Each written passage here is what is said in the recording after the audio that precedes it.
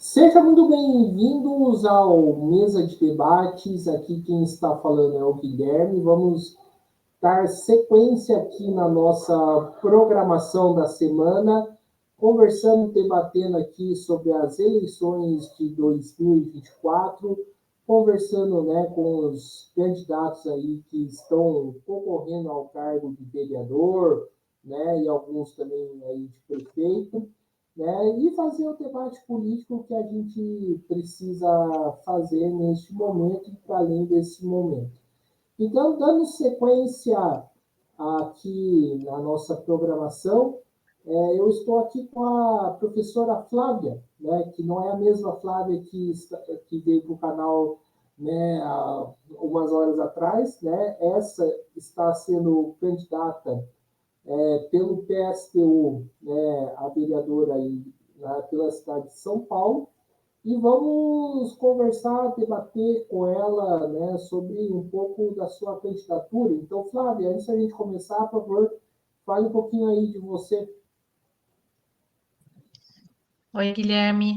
Primeiro eu queria agradecer o convite aí, vocês, né, do Mesa sempre participando também, cobrindo as manifestações, os atos, né, as atividades que a gente tem feito e participa. Então, eu queria agradecer pelo espaço.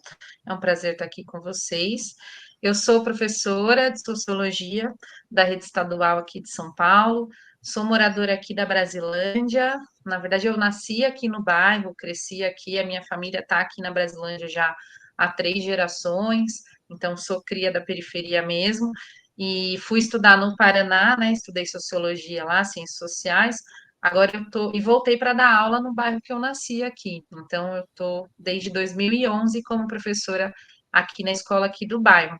E agora eu estou estudando educação, estou fazendo doutorado em educação na Unifesp em Guarulhos também. E sou coordenadora licenciada da subsede Lapa da PUESP pela oposição.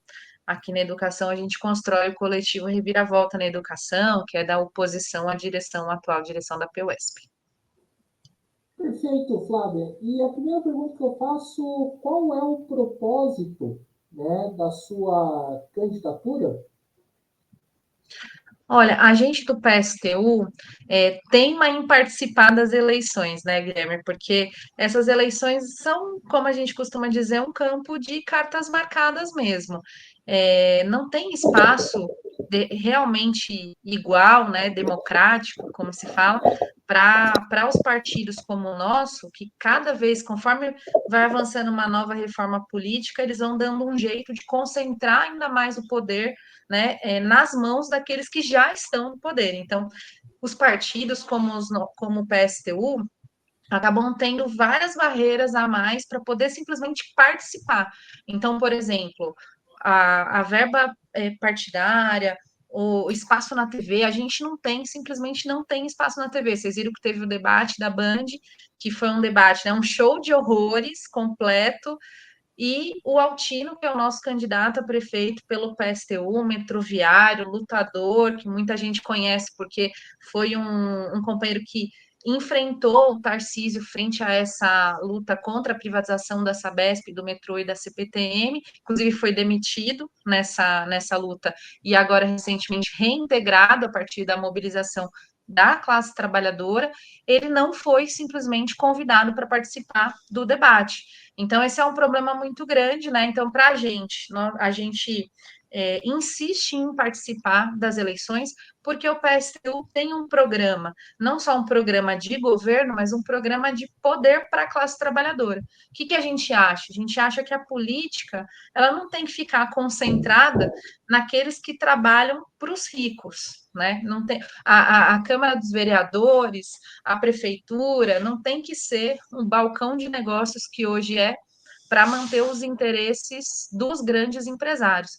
Nós achamos que o poder tem que estar nas mãos da classe trabalhadora, não dos bilionários. Então, a nossa proposta nessa eleição, que é a continuidade do que a gente vem apresentando dentro e fora das eleições, é discutir que São Paulo tem que ser uma São Paulo para os trabalhadores, e isso só vai acontecer se a gente enfrentar os interesses, né, e realmente tirar dos bilionários, enfrentar o interesse dos bilionários. Sem isso, não tem condição de colocar o pobre no orçamento, né? Vira tudo falácia na medida em que o orçamento hoje ele é todo voltado majoritariamente para atender os interesses dos ricos e manter os seus privilégios, né? Então, esse é um tema importante que a gente quer trazer para essa eleição. Nós defendemos que a periferia, os trabalhadores, a nossa classe, não só, né, estejam no orçamento, como está com uma parcela minoritária, mas que tenham controle sobre o orçamento e sobre as principais decisões políticas da cidade.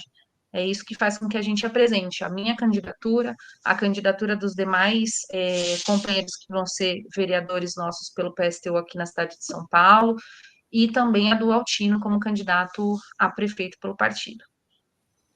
Ô, Flávia, eu vejo algumas pré-campanhas, e acho que pode agora chamar de campanhas, de setores da esquerda, dizendo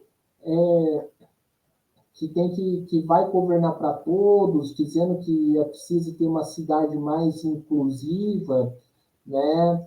E eu te pergunto, por que a gente tem que, enquanto programa, reivindicar uma São Paulo para os trabalhadores? Por que o PSTU acredita nisso e não uma cidade mais inclusiva? Olha, a questão é que essa ideia de governar para todos, ela é uma grande falácia, né, Guilherme? O que a gente tem visto, aliás, a gente sempre ouve isso, né, que todo mundo, que os candidatos, e os governadores, prefeitos e presidentes vão governar para todo mundo. Mas o que acontece é que eles continuam sempre governando para os bilionários, para os capitalistas, para a burguesia.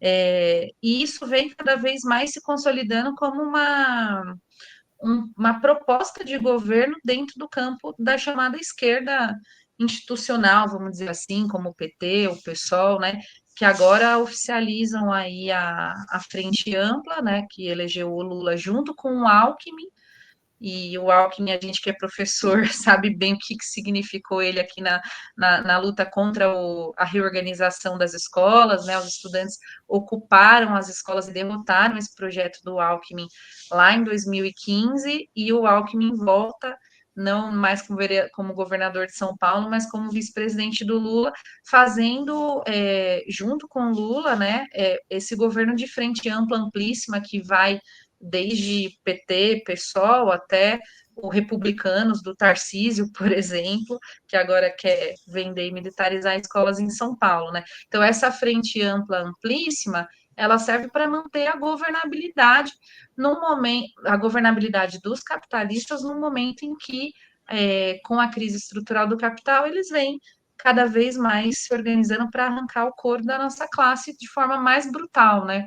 Então, não é verdade que é possível fazer um governo que atenda aos interesses desses bilionários, dos opressores, dos exploradores, e, ao mesmo tempo, os interesses dos trabalhadores que estão numa situação cada vez mais enfrentando um desemprego estrutural, cada vez mais trabalhando muitas horas, quase sem direitos, porque nós vimos uma desconstrução dos direitos, né, historicamente conquistados da classe trabalhadora nas últimas décadas, se perdendo, principalmente depois da reforma trabalhista de 2017 do Temer, e uma situação que vai piorando para a nossa classe. Então, como é que você vai atender esses dois interesses ao mesmo tempo, né? Aqueles que querem lucrar mais e explorar mais os trabalhadores, e aqueles que precisam garantir minimamente as suas condições de vida. Não é normal que a gente trabalhe tanto, cada vez mais, não mais 8 horas, mas muita gente trabalha, né, 12, 16 horas para ter que escolher, por exemplo, se consegue pagar um aluguel ou se almoça todo dia. Então, a situação está muito ruim para a nossa classe. Não é possível atender os interesses dos trabalhadores sem enfrentar os interesses dos capitalistas. Isso para a gente é muito nítido. Então, o PSTU não é um partido que se propõe a governar para todos. O PSTU é um partido que se propõe a governar não somente para os trabalhadores, mas com os trabalhadores, com a classe trabalhadora, através das assembleias populares, dos conselhos. Nós achamos que a única solução para enfrentar esses problemas que a gente vive no dia a dia é que a classe trabalhadora, de fato, tome parte das decisões, tenha o poder nas suas mãos. E isso, obviamente, não vem simplesmente através das eleições, mas da Revolução Socialista, a gente é um partido socialista, e a gente acha que a nossa campanha e candidaturas, e inclusive mandatos, possivelmente se a gente, né, entra e com os nossos mandatos a gente ia fortalecer e ser um ponto de apoio às lutas da nossa classe para a construção de uma saída socialista mesmo, que é o que a gente defende e acredita. Certo, Flávia. Flávia, falar um pouco aí de educação, né?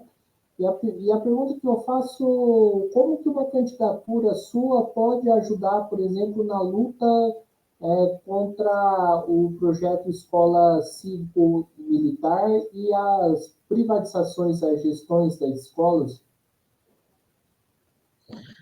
Olha, esse tema é fundamental, é a luta que a gente está aqui no momento metido, né? Porque o governador de São Paulo, inclusive, tomou um revés, porque ele está tentando militarizar as escolas aqui em São Paulo, e o projeto foi suspenso a partir da nossa mobilização, da mobilização dos estudantes, dos trabalhadores da educação. É um projeto muito polêmico, porque a falácia do governador é de que ele vai tornar as escolas mais seguras com a militarização, o que é uma grande mentira. A gente, inclusive, levantou vários dados de outros estados que já são militarizados, e o que se comprova é que há mais casos de violência e não menos casos, né? Bom, a polícia já é muito violenta aqui na periferia, todo mundo que acompanha, que vive na periferia, sabe que a gente não se sente seguro. É uma polícia que tem principalmente uma forma de atuação bastante racista, que atinge principalmente a juventude negra da periferia. Nós tivemos há pouco tempo atrás aqui o caso do menino Matheus, vocês devem lembrar que foi aquele que o policial veio com um fuzil na garganta dele, né, e matou o menino não precisou dar um tiro, com um fuzil enfiado na garganta. Inclusive, a gente está em contato com a mãe do Matheus também, no nosso movimento aqui na Brasilândia, no Comitê da Brasilândia, porque é muito importante entender que essa situação em que a vida dos trabalhadores da periferia é cada vez mais ameaçada pelo braço armado do Estado, é fundamental para entender que na escola não vai ser diferente. O que o Tarcísio quer fazer é trazer para dentro da escola a violência policial que ele já utiliza na periferia para tirar a vida da nossa classe. Né? E isso não foi diferente em outros lugares. Então, um levantamento que a gente fez sobre o Amazonas, por exemplo, que já implantou em 2015, lá já tinha as escolas militarizadas, né, cívico-militares, e de 2015 até 2019, foram 120 denúncias no Ministério Público de casos de assédio sexual, moral e de violência contra a polícia dentro das escolas. 120 denúncias. E, inclusive, assédio sexual contra as mães das alunas, contra mães e contra professoras.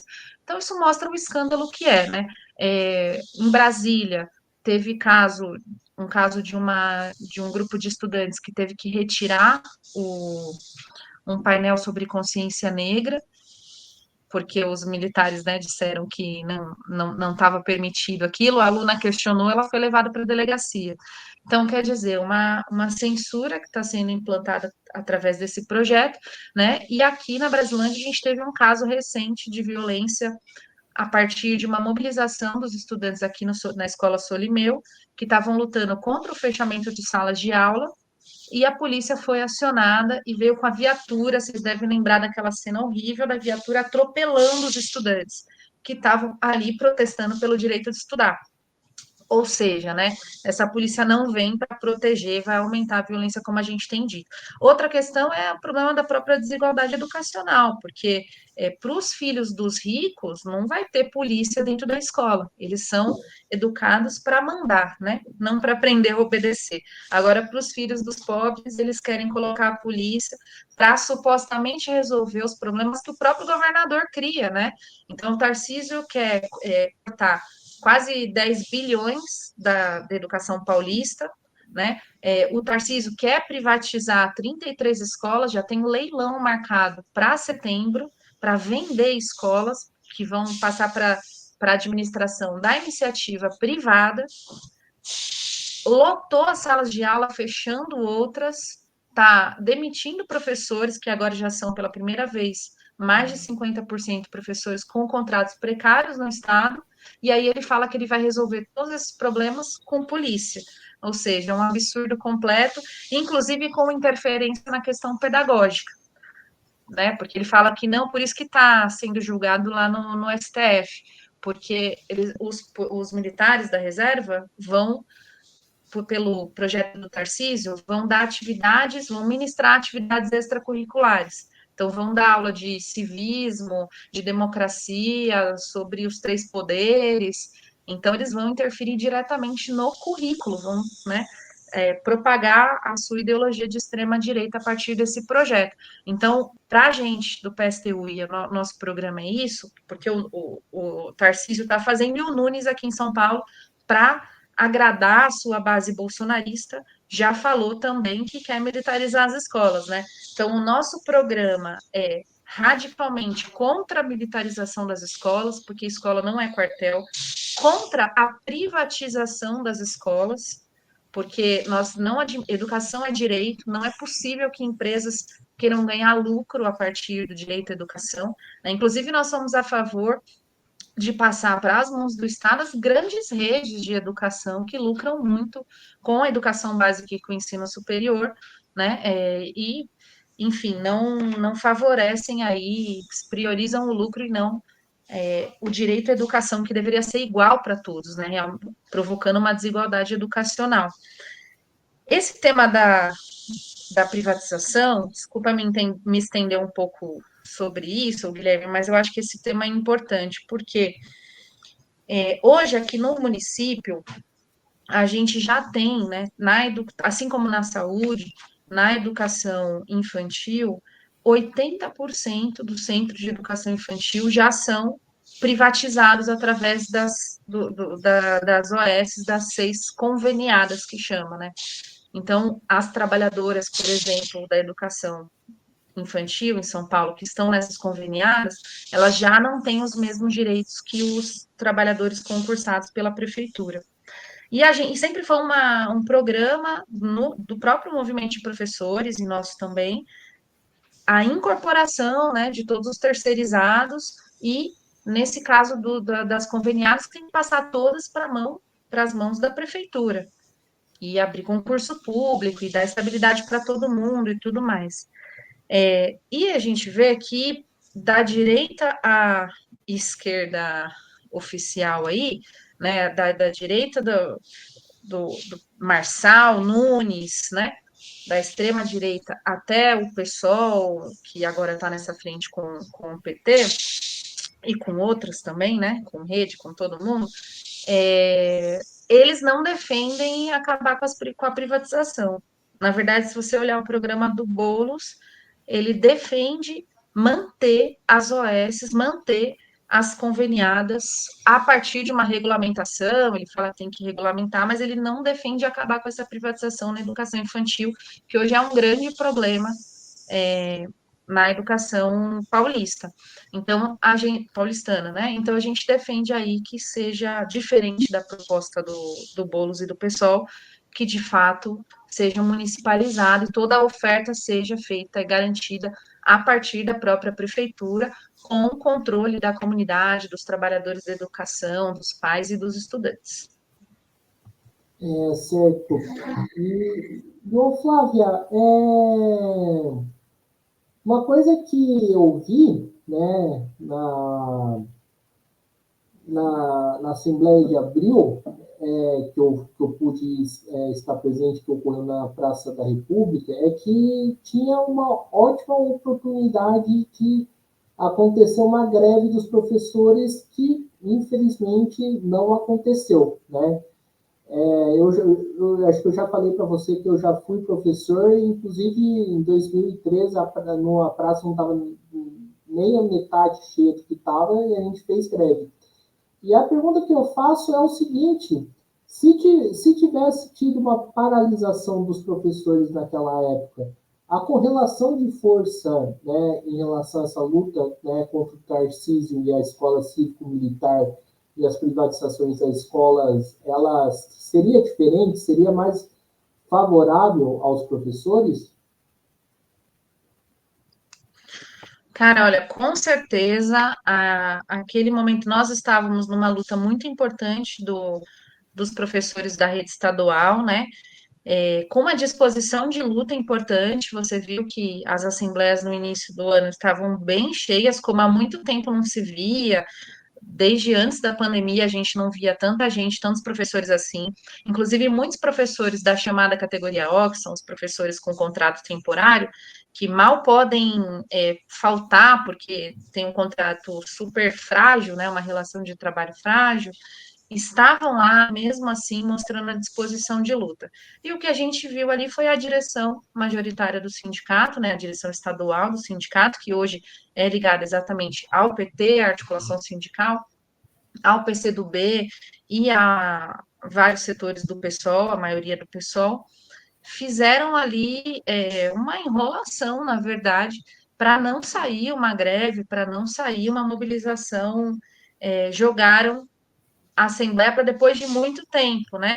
Então, foram apostando na desmobilização e nos acordos com o governo que não saíram, que não, o governo foi enrolando e o sindicato, ao invés de dizer para a categoria que tinha que continuar a luta, foi jogando a luta para o segundo semestre e agora a luta está totalmente refém do próprio calendário eleitoral, né? Por iniciativa da direção estadual da POS. Por que isso acontece? Por que as direções, né, enrolaram a luta, desmobilizaram, apostaram na desmobilização? Porque, na verdade, existe essa frente ampla, como eu falei, inclui, inclusive, o partido do próprio Tarcísio, né? O Republicanos. Então, o que a gente tem visto é uma grande parceria no andar de cima entre esses setores e não uma política de enfrentamento que é tão necessária quando tem ataques à educação tão duros como a gente tem visto aqui no estado de São Paulo, com a plataformização, com a privatização e tudo mais. Agora, o que eu queria chamar a atenção é que o projeto do Tarcísio, ele se complementa também com o próprio projeto do governo federal, que agora você viu que o Lula sancionou o novo ensino médio, né? E agora já não é mais o novo ensino médio do Temer, de 2017, que aliás também não era só do Temer, porque começou a ser elaborado em 2013 ainda no governo Dilma, mas agora também é o novo ensino médio do Lula, das fundações privadas que mandam no MEC hoje, do Congresso, que fez um acordão com a votação, com apoio da bancada do PT, para aprovar, mesmo que o Lira tenha feito uma manobra para aprovar acelerado lá a votação do novo ensino médio, tinha um acordo da bancada do PT para manter um novo ensino médio que incentiva as privatizações na educação, que mantém o ensino um currículo flexível, voltado para os interesses do mercado, né? Um novo ensino médio que mantém o estágio como parte do currículo, vai contar como hora. Embora tenha aumentado para 2.400 horas, o estágio vai funcionar como se fosse carga horária do ensino médio. Então, quer dizer, nós temos um problema grande aí, porque o Tarcísio vai leiloar escolas em São Paulo, mas ele vai fazer isso se apoiando no novo ensino médio, porque a lei permite já que faça isso, e com o dinheiro do BNDES do governo federal. Então, não é uma descontinuidade, há uma continuidade da política desses dois governos. Aí você entende um pouco mais por que as direções dos sindicatos que são, né, controlados pelo PT e pelo PSOL, não têm a disposição de organizar a luta até o fim para derrubar esses ataques, porque, em última instância, vai respingar nas políticas do governo federal também. Certo. E, Flávia, falando em submeter as lutas ao calendário eleitoral, né? A gente pode dizer que, por exemplo, a Abebel, que está lançando aí a sua candidatura na cidade dela, agora fugiu o nome, ela submeteu a luta dos professores ao calendário eleitoral dela. Olha, não só isso, né? Como não só o calendário, como a própria pauta.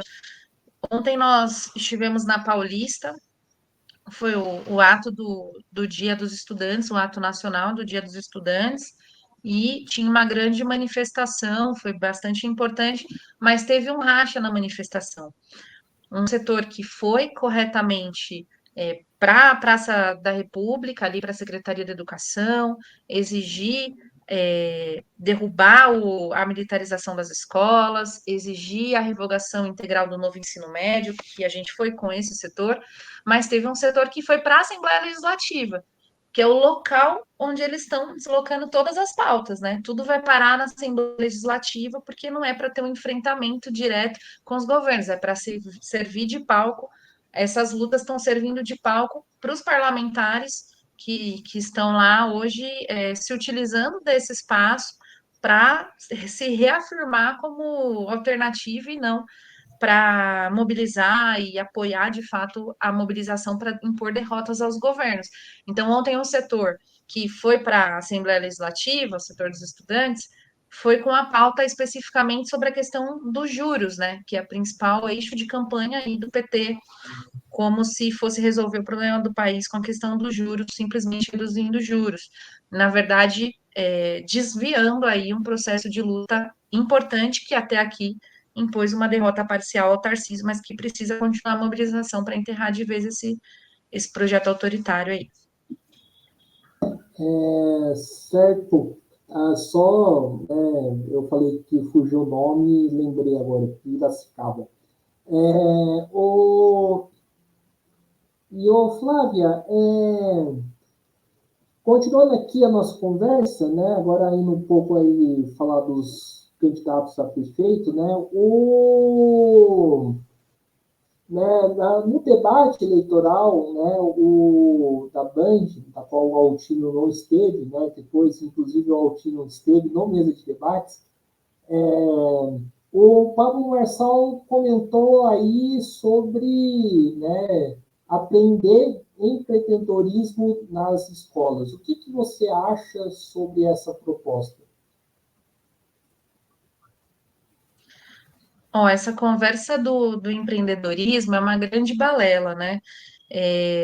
Primeiro que, assim, essa educação voltada para o empreendedorismo, ela é uma educação completamente precária.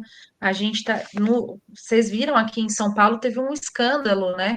No último governo, o que significou os estudantes do ensino médio, ao invés de aprenderem as disciplinas da base, como matemática, português, sociologia, história, física, química, estavam tendo aulas de brigadeiro caseiro, né? Isso é o empreendedorismo que eles querem trazer para a juventude da periferia. E é absurdo pensar que para os grandes problemas que a gente tem, porque nós vivemos numa cidade extremamente desigual, né? Uma cidade muito rica, mas uma cidade extremamente desigual. E a burguesia apresenta que a saída para essa desigualdade é a própria juventude se virar para conseguir supostamente crescer na vida a partir do seu próprio esforço.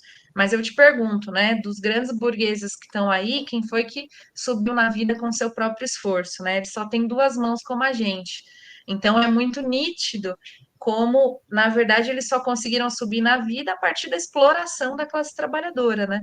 No mínimo, ou em outros casos, como o próprio Pablo Marçal, que se gabou de ser um cara muito rico e tudo mais, mas escondeu que, na verdade, ele ganhou dinheiro formando quadrilha para fazer transações muito extremamente duvidosas aí na internet, né? Com transações bancárias na internet, roubando senha e tudo mais. Então, se teve um problema aí que ele foi condenado por isso e ele vem dizer que ele subiu na vida empreendendo, né? Só que essa questão do empreendedorismo é um tema muito importante, porque não só o Marçal, que é o cara mais boçal que defende empreendedorismo de forma mais grotesca, mas a própria Tabata Amaral, né, tem uma perspectiva dessa, vem como uma menina da periferia que cresceu na vida a partir dos seus talentos e tudo mais. Na esquerda, né, o Boulos O programa dos vereadores do PSOL, por exemplo, aqui na Brasilândia também os candidatos deles, é também aprovar a questão, a saída empreendedora.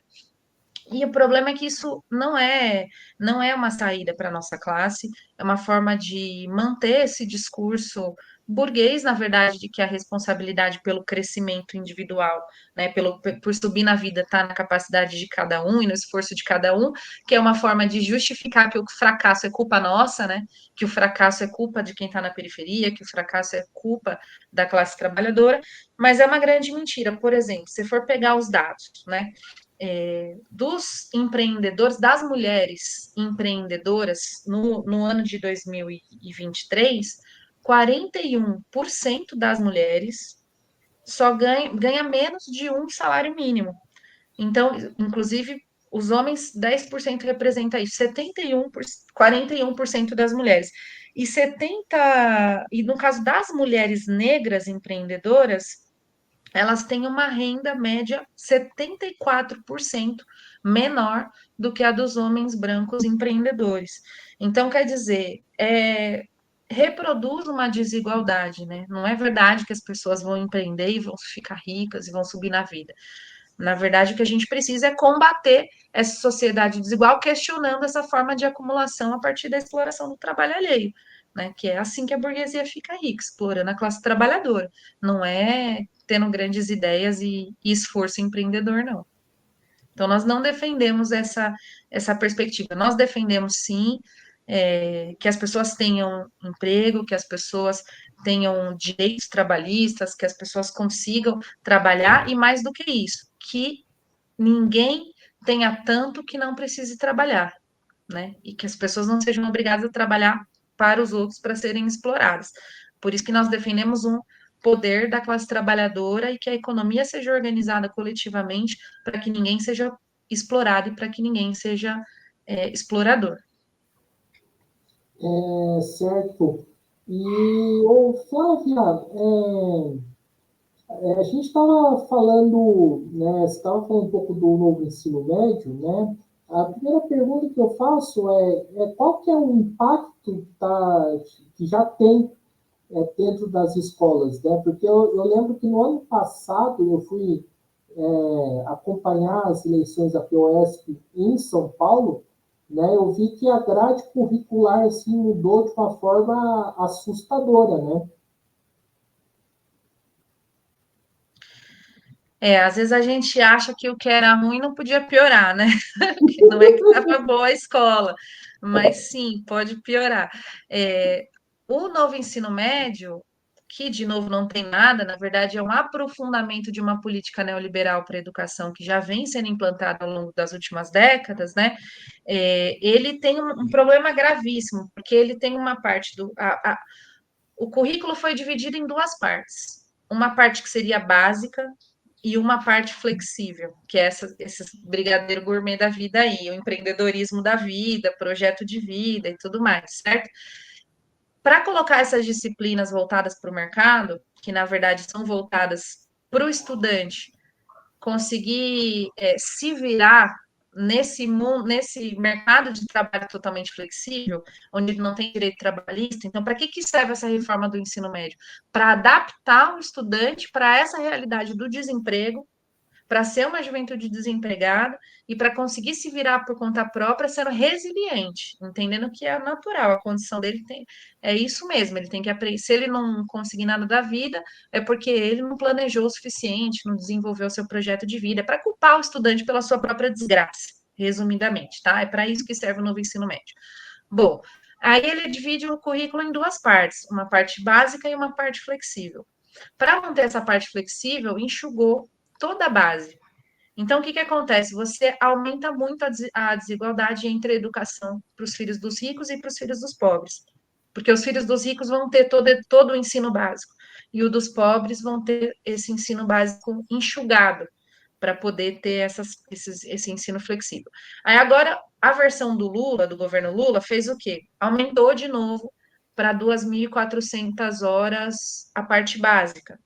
Então, né, nesse sentido, melhora um pouco, porque tem um pouco mais da parte básica, mas mantém toda essa parte flexível, que são essas disciplinas que não tem sentido nenhum, que o estudante vai ter que escolher entre uma coisa e outra, mas não é isso, matemática financeira, mas é matemática financeira que não é para ele aprender a controlar o orçamento do país, porque se fosse para isso, né?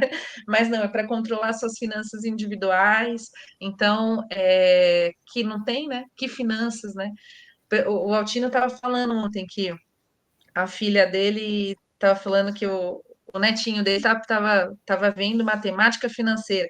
Ah, mas eles dão aula falando como você controla o seu cartão de crédito. Mas eu não tenho cartão de crédito, então os estudantes não têm, né? Eles estão aprendendo a controlar umas finanças que eles não têm nem acesso. Então, é completamente sem sentido. E o novo ensino médio vai manter essa educação com esse currículo aí. Não vai melhorar para a classe trabalhadora, se mantenha um ensino pobre para o pobre, uma educação enxuta, né? Para quem, na verdade, precisa aprender o básico para trabalhar mal pago. Essa é a lógica do novo ensino médio.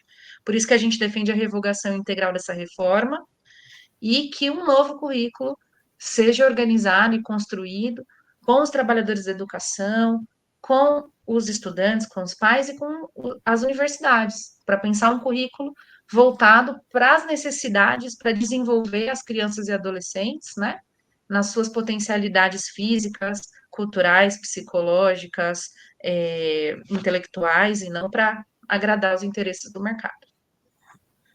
Aí eu te pergunto, né, Flávia, a gente estava falando aí da proposta do Pablo Marçal de empreendedorismo, né? Mas ao mesmo tempo que, mas ao mesmo tempo, os setores da esquerda que se escandalizam com isso, né, tem um governo que mantém o novo ensino médio que, né, como você falou, que está aula de como fazer brigadeiro, né? Que também estimula aí o trabalho precário, né, sobre, né, com o argumento que isso é empreendedorismo, né? Aí eu te pergunto, né, Flávia, de que adianta, né, criticar o Pablo Marçal, né, que a crítica é correta, inclusive, se reproduz aí, né, na prática a mesma política.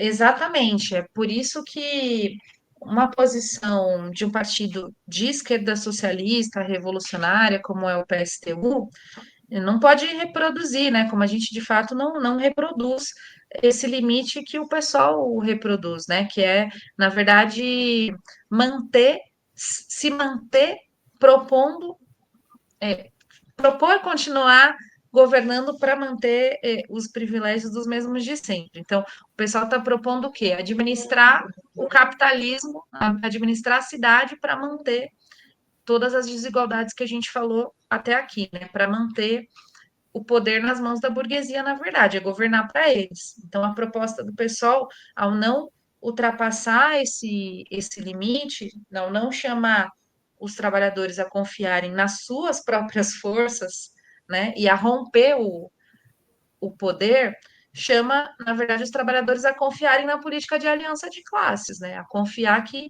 vão governar junto com a burguesia, que vão dar as mãos para esse setor e vão fazer uma grande aliança pelo bem da cidade, que São Paulo vai melhorar porque o pobre vai entrar no orçamento, como se o orçamento não tivesse, então, que sair das mãos dos poderosos para isso, né?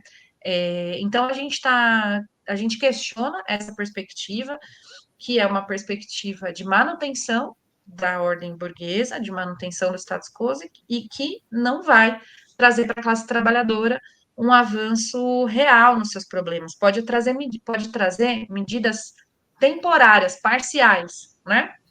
Mas não vai resolver a essência dos nossos problemas. Como é que você resolve o problema do desemprego, por exemplo, se você não propõe seriamente a redução da jornada de trabalho, sem redução do salário, para que todos possam trabalhar, né, com direitos trabalhistas, com acesso à saúde, educação. Então, digo do programa mais geral do partido, né? A gente precisa levar a cabo essas propostas. E o pessoal, na verdade, está fazendo mais, tá fazendo menos que isso, né? Está abrindo mão, inclusive, de programas históricos da classe trabalhadora. Por exemplo, a própria questão da legalização do aborto não está aparecendo, né, nas discussões aí do pessoal.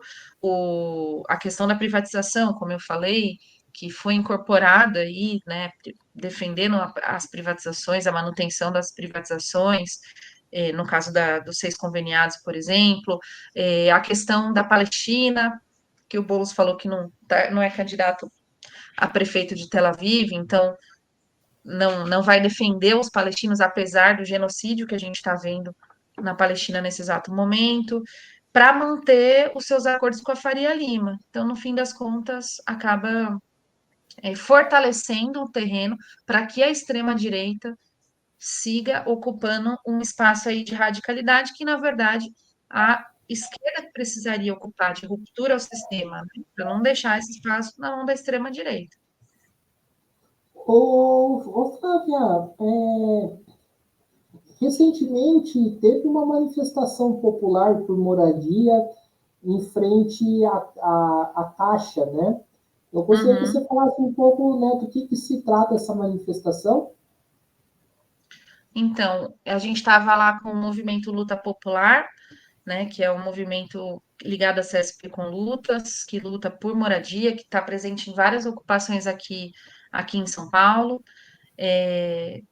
na Zona Sul, em Carapicuíba também, que tem o pessoal dos Queixadas, a gente foi participar de uma ação lá com eles, e na Paulista estava aquela mobilização que era pela regulamentação, né? Hoje as famílias estão fazendo uma luta pelo despejo zero, contra o despejo das famílias que estão em situação de ocupação, pela regulamentação, para que possam, né, enfim, ter uma moradia, estão lutando pelo direito de morar, e contra o PL 709, que é um PL que criminaliza os movimentos sociais, né?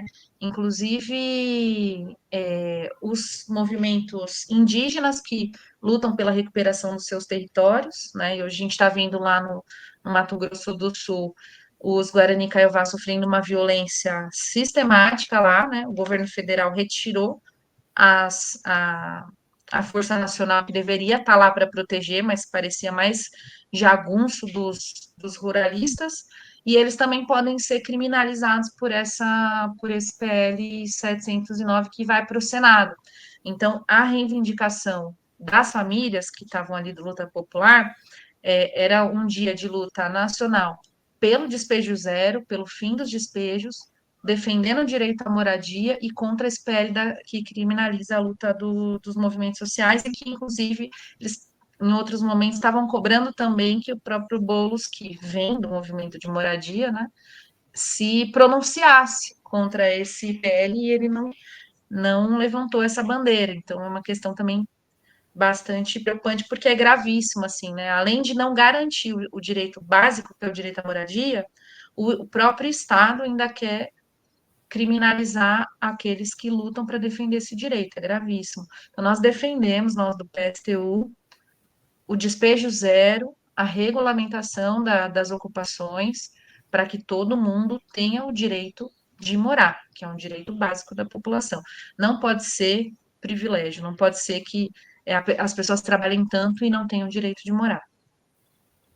Flávio, eu queria propor aí uma discussão um pouco mais polêmica com você, a respeito aí da questão né, do fim do polo socialista, né, que eu particularmente, né, acho que já falei, já me posicionei várias vezes aqui no canal, que eu particularmente acho que foi um equívoco ter acabado, né? Por que não retomar com essa experiência do polo socialista, né, em vez de, aí, de ter, né, candidaturas, cada um lança aí uma candidatura, né? Vamos fazer um negócio mais unificado com a esquerda independente. Olha, acho que a iniciativa do Polo na última eleição, ela foi uma iniciativa importante, que naquele momento, né, que a gente estava num cenário de polarização, onde estava Lula e Bolsonaro ali, e que tinha um papel a se cumprir para ter uma alternativa contra o lulismo, mas uma alternativa para enfrentar também o bolsonarismo ali na eleição, o Polo cumpriu um papel político e ideológico, muito mais um papel político do que um papel simplesmente de soma de votos, né? E eu acho que ali naquele momento foi bastante importante. Nesse momento, nós estamos numa eleição municipal, então não é o mesmo cenário, é um momento em que também, né, nós temos aí o próprio bolsonarismo que está dividido, vamos dizer assim, que tem o Nunes que está tentando capitalizar o bolsonarismo, mas também tem não é o bolsonarista clássico, não é automático, tanto que surge o Marçal, que vem tentando trazer essa ala, pegar essa ala mais radical do bolsonarismo, né? E aí você tem uma discussão com o próprio Boulos no campo da esquerda, aí com a frente com o PT, com Marta, com todo mundo, com a frente ampla também, né? Bem ampla, inclusive. Então você tem um cenário diferente em que os partidos têm que apresentar o seu projeto para a cidade.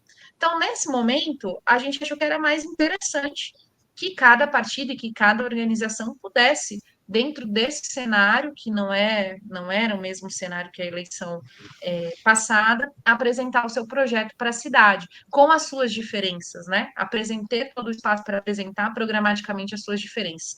Apesar disso, a gente do PSTU abriu democraticamente a nossa legenda para todas as organizações de esquerda, revolucionárias, socialistas que quiseram participar do processo eleitoral. Então, a gente cedeu a nossa legenda para o MRT, para o SOB, para a CST, que são correntes que não têm partidos legalizados, mas que queriam apresentar seus candidatos.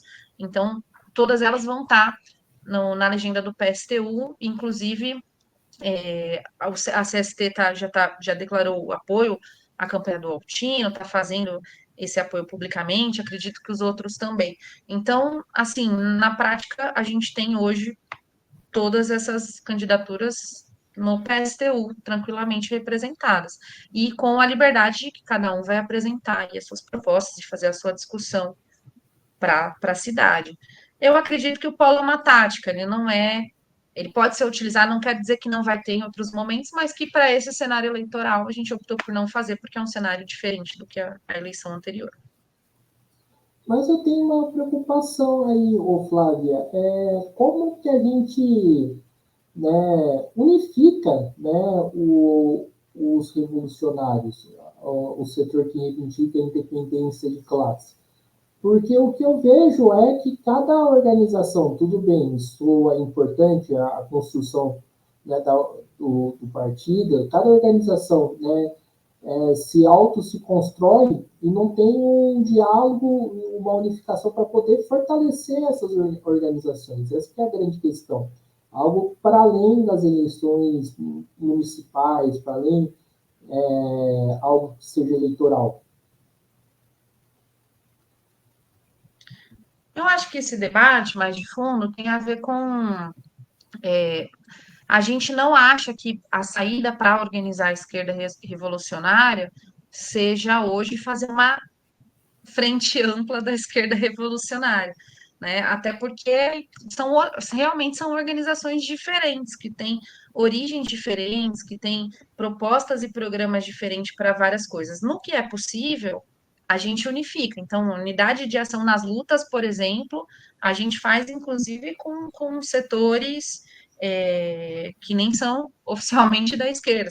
Se tiver acordo com determinadas lutas, a gente vai fazer junto, não tem problema nenhum. Por exemplo, privatização, a luta contra a privatização da Sabesp, a gente fez com todo mundo que quis fazer. A luta contra a militarização das escolas, a gente faz com todo mundo, independente se tem a mesma origem, o mesmo pensamento ou não. Mas no caso de um projeto de construção da esquerda revolucionária, existem realmente propostas diferentes até de concepção de organização. E nós não entendemos que a saída é construir uma frente. Flávia, liga seu microfone, por favor, que está desligado. Oi, acho que apertei sem querer aqui.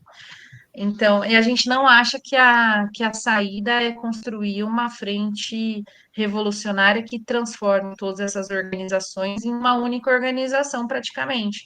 Nós nem estamos nesse momento, E também não defendemos como estratégia para a esquerda socialista e revolucionária essa atuação em frente. A gente acredita num outro formato de organização, através de um modelo de partido que a gente, o PSTU, defende, que não outras organizações não necessariamente defendem.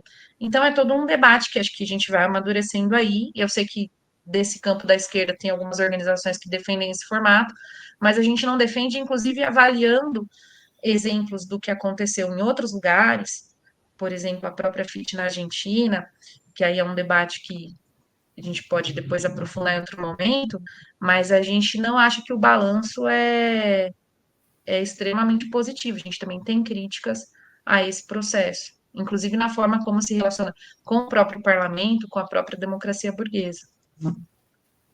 Certo, é polêmico, mas, né, É. mas a gente pode aprofundar isso uma outra hora. Estando aí na parte final daqui da nossa entrevista, ô Flávia, eu queria que você falasse um pouco, né, como que você enxerga aí a demanda, né, do fim aí da escala 6 por 1 e como que essa demanda atinge, né, a vida aí dos seus estudantes, dos alunos aí que você, né, lida no seu cotidiano dentro da sala de aula. Acho que esse tema também é importante. A gente apoia o movimento, né? Vida para além do trabalho está na nossa essência também, porque a gente não acha que as pessoas têm que trabalhar até morrer, como a gente tem visto e tem feito aqui. Está todo mundo trabalhando cada vez mais para ganhar cada vez menos. Para a juventude, principalmente, é, é uma perspectiva, é uma falta de perspectiva no futuro, na verdade, porque todo mundo só consegue trabalhar nessa condição super precária e você não consegue fazer nada além de só trabalhar e minimamente conseguir descansar para voltar a trabalhar depois e não consegue organizar nenhuma vida para além de estar sempre à disposição do trabalho. Então, essa é uma pauta que a gente defende bastante, que tem a ver com o tema de defender os direitos trabalhistas, né? A gente não acha que é privilégio ter direito trabalhista, como a direita e a extrema-direita tentam fazer parecer, né? É o mínimo, é o básico. É um absurdo, por exemplo, pensar numa condição hoje de uma trabalhadora do Uber, se ela, né, engravida ou fica doente, o filho fica doente, a pessoa simplesmente não consegue ter condições depois, né, de ficar sem aquele dia trabalhado. Então, essa situação de precarização, né, claro que a proposta de regulamentação do Lula aí para nada resolve esse problema, muito pelo contrário, em vários aspectos piora essa situação, mas a gente acha que é muito importante que as empresas estão lucrando tanto, estão lucrando mais, estão lucrando cada vez mais, que os trabalhadores tenham condição de ter uma redução da jornada de trabalho, tendo direitos trabalhistas e uma condição de ter uma vida melhor. Não pode ser que a nossa vida se resuma a trabalhar. Então, acho que esse é um tema que a gente traz muito também, embora seja uma eleição municipal, né? Não, não traz uma perspectiva nacional nesse sentido, mas a gente também usa as eleições municipais para propagar o nosso programa para o país também, que tem a ver com o fim da escala 6 por 1, né? E por uma jornada de trabalho que dê conta aí de garantir mínimas condições de vida para as pessoas, em especial para a juventude trabalhadora que está sem perspectiva de futuro. Não vai chegar a ter a mesma vida que os seus pais, é uma vida pior. Isso reflete na educação também, né? Muita gente até desistindo de estudar porque está nessa jornada insana de trabalho e não consegue ir para a escola. Isso está acontecendo demais. E, ô Flávia, então vamos ir para a última pergunta aqui do nosso bate-papo. Por exemplo, se você for eleita vereadora, você continuaria ganhando o seu salário de professora ou você aceitaria o salário aí, o alto salário aí de um vereador? Gostaria que você respondesse isso, né, aqui. Maravilha. Ótimo, isso está no programa do PSTU também. A gente defende a redução do salário de todos os políticos. A gente defende que os políticos não ganhem mais do que o salário de uma professora ou de um operário, o salário médio, né? Então, do nosso ponto de vista, assim como a gente já aplicou em outros lugares, quando a gente teve vereadores também, a gente continua ganhando nosso salário médio aí de professora mesmo, e o dinheiro é utilizado para apoio às lutas, às mobilizações da classe trabalhadora. Então, isso está no nosso programa, é o que a gente defende e implementa com toda certeza, porque, assim, não é o que a gente busca, não é ascensão individual de ninguém. A gente busca fortalecer as lutas, a mobilização da nossa classe, da periferia, porque a gente acha que para resolver de fato os problemas da nossa classe é preciso a classe trabalhadora se empoderar no sentido mais amplo, com a classe tomando poder mesmo. Então, nós não defendemos que os representantes tenham privilégios, né? Tem auxílio paletó, nem nada disso, muito pelo contrário, tem que cair tudo isso. O dinheiro tem que ser utilizado para apoiar as lutas da nossa classe, não para manter privilégios. Então, acho que é isso aí, pessoal. Estamos encerrando aqui mais uma entrevista do Mesa de Debates. Quero aqui agradecer a participação da Flávia, né? Gostei aí bastante aí do nosso papo, né? E passar a bola aí para ela fazer suas considerações finais. Eu que agradeço, Guilherme, todo mundo que está acompanhando. Queria chamar todo mundo para conhecer as nossas redes sociais. A minha é Flávia PSTU, o Altino Prazeres também, que é o nosso candidato a prefeito, assim como dos outros candidatos do PSTU aqui em São Paulo. E a gente está colocando a nossa campanha à disposição dos lutadores da nossa classe para trazer as nossas demandas e discutir coletivamente com a nossa classe saídas que a gente só pode implementar com as nossas próprias mãos, né? Eu, como moradora da periferia, venho dizendo, olha, para a periferia ter vez, a gente precisa de uma alternativa socialista, a gente precisa combater os bilionários, enfrentar os interesses dos capitalistas, senão não vai ter vez, né? E é isso que a gente queria chamar todo mundo aqui para construir junto e coletivamente essa saída, essa alternativa socialista, não só para as eleições, né, mas para depois, para além delas também, porque a gente precisa, sim, de um projeto socialista, não dá mais para pensar que o capitalismo que vive constantemente uma crise social, uma crise sanitária, uma crise ambiental, uma crise até política constante, né, e econômica, que vai trazer melhores para a nossa classe, porque não vai. A única perspectiva mesmo é a gente construir com as nossas próprias mãos uma alternativa de poder para o povo trabalhador. É isso que o PSTU se propõe a fazer, e eu queria chamar todo mundo para conhecer o PSTU e para construir essa campanha com a gente.